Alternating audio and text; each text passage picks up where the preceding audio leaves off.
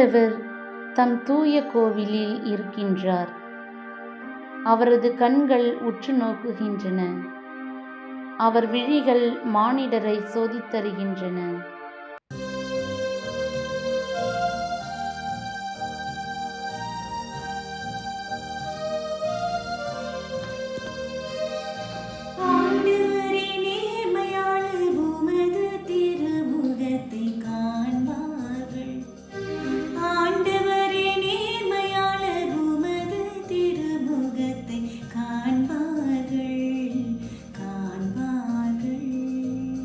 ஆண்டவர் நேர்மையாளரையும் பொல்லாரையும் சோதித்தருகின்றார். வன்முறையில் நாட்டங்கொள்வோரை அவர் வெறுக்கின்றார்.